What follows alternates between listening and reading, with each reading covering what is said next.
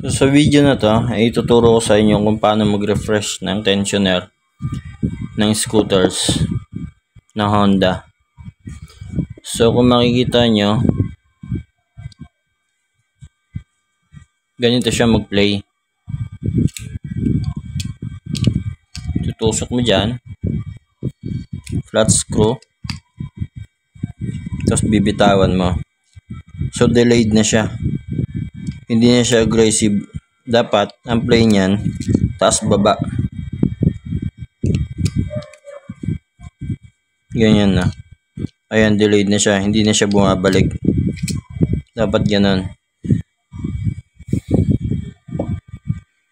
So first step, yung pin dito kaya natin tanggalin yan. Paikot. Yan. Yung pin niya. Tapos ayun na. Lalabasan na yan.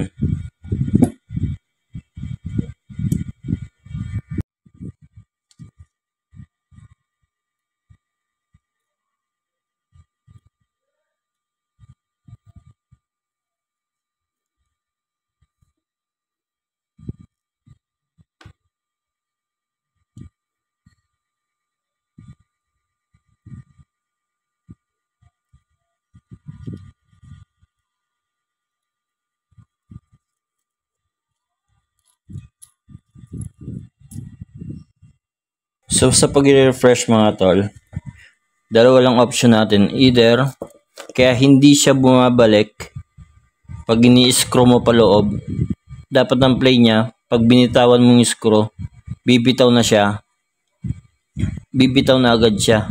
Ganun yung play niya, taas baba. Pero yung kanina, kung makikita natin, hindi siya nagpi-play na maayos.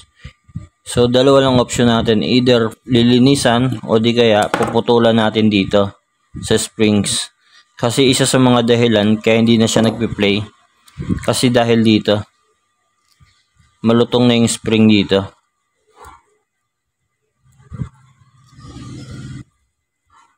Ayan. So lilinisan lang natin siya, tapos mag-adjust tayo. Putol tayo ng onte kasi ayan no, malutong na siya, kaya hindi na siya makapag-play na maayos. So magpuputol na lang tayo dito, mag-a-adjust tayo dito ng onte. Uusog tayo dito. Pero kung nagbukas kayo ng gantong tensioner, tapos nakita nyo na may putol sa gitna, yun ang hindi na natin pwedeng ma-refresh. Kasi ang option na doon, kailangan na talagang palitan ng springs. O di kaya isang buo. So linisan muna natin na.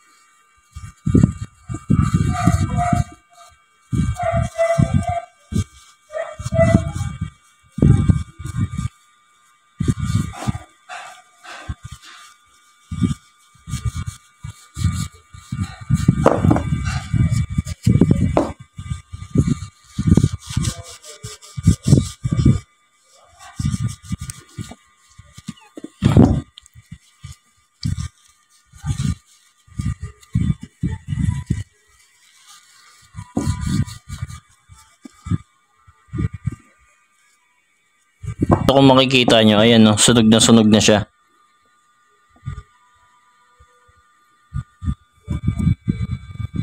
So magpuputol na tayo dito. Mag-adjust tayo ng konti patras.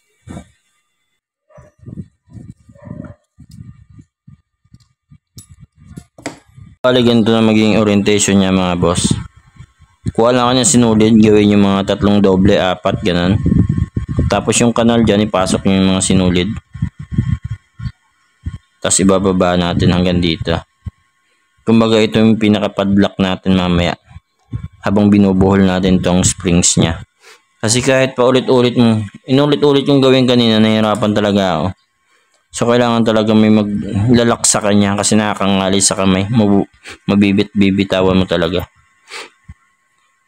So ganyan. Ikot mo lang siya ganon. Pakanan. Tapos ang mag-iikot sa kanya itong bolts. Alalayan mo lang ng kamay mo. Yan.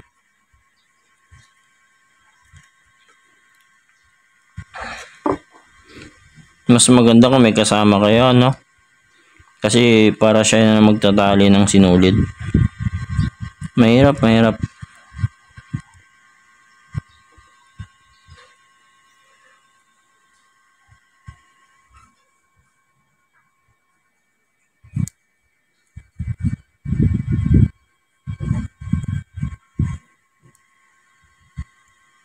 So ano mga tol, ito yung pinakadulo na niya.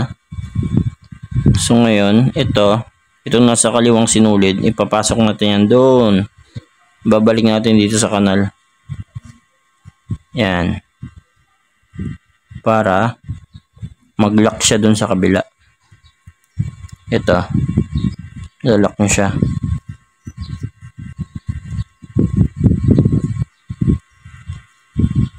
Mas maganda kung may magtagatali kayo.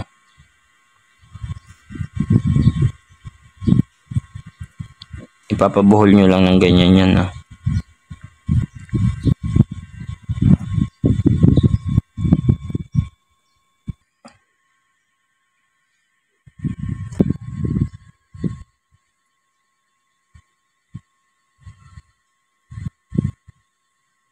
Siguro mga 3 buhol.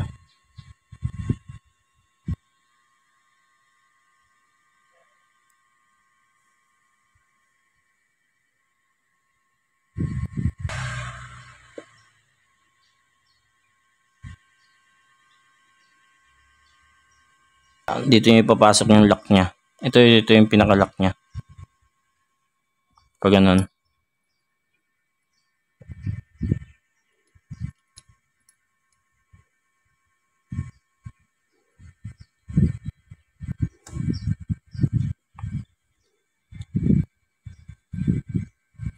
Tapos pasok nyo din yung sinulid mamaya para doon na natin hilahin at kusa na siyang mapuputol kasi matulis naman yung steel plate eh.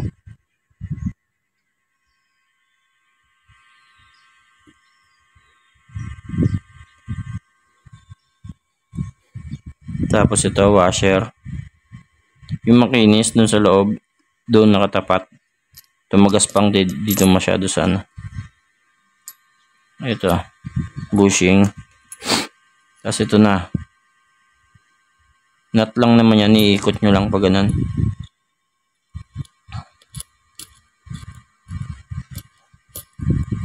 So hindi kayo dyan magkakamali mga tol kasi nakafix na yan eh. Fix na yung size niya dyan. Sa bawat gatla na yan. Fixed size na siya dyan. Balikan natin yung lock.